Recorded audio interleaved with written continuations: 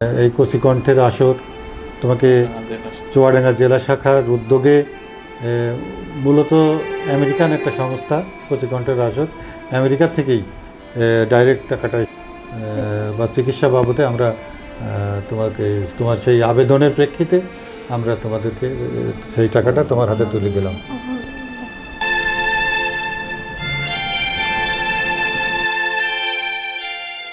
আমাদের কাছে সত্যিই কোনো টাকা নাই। এই টাকাগুলো দিচ্ছেন হয়তো আরো 2-3 মাসে 16,000 হয়তো এতে 1 মাস হবে। আবার ওষুধও লাগে, 3 বেলায় ওষুধ খাওয়া লাগে।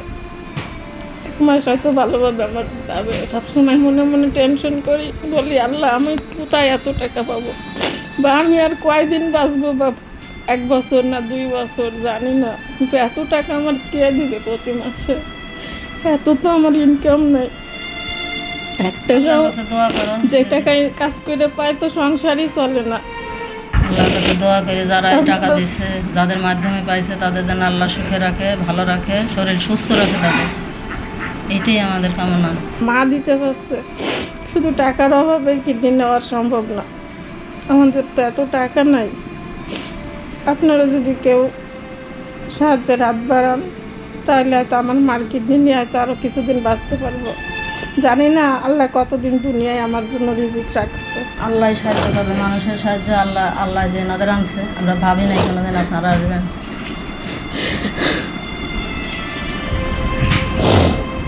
বেশ কয়েকদিন আগে যে এই দর্শনার মোবারক পাড়ার গোরস্থানের পাশে রোকসানা খাতুন, সে মারাত্মক কিডনি রোগে আক্রান্ত, তার একটা ভিডিও আমাদের আফজালুর রহমান বাদল তার ভিডিওটা তুলে ধরায় সেখানে আমাদের কচিকণ্ঠের আসর থেকে ভিডিওটা পরিলক্ষণ করে এবং তাতে করে তারা তার সহযোগিতায় হাত বাড়িয়ে দেয় সেই কচিকণ্ঠের আসরের সর্বাধিনায়ক সহযোগিতা দেয়।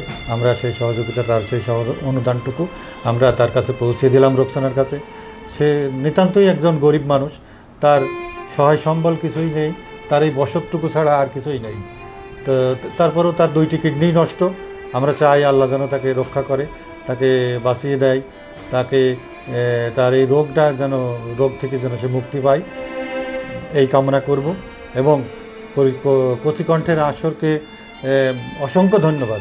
সেখানে মানুষের পাশে এসে কচিকণ্ঠের মতো একটা সংগঠন যে এটা দাঁড়াচ্ছে, তার দুর্দশায় এসে কিছুটা সহযোগিতা করছে, এজন্য তাদেরকে বা এর কলাকুশলী যারা আছে, তাদের কর্মকর্তা কর্মচারী যারা আছে, সহযোগী যারা আছে, প্রত্যেকে অবশ্যই তাদেরকে ধন্যবাদ জানাই।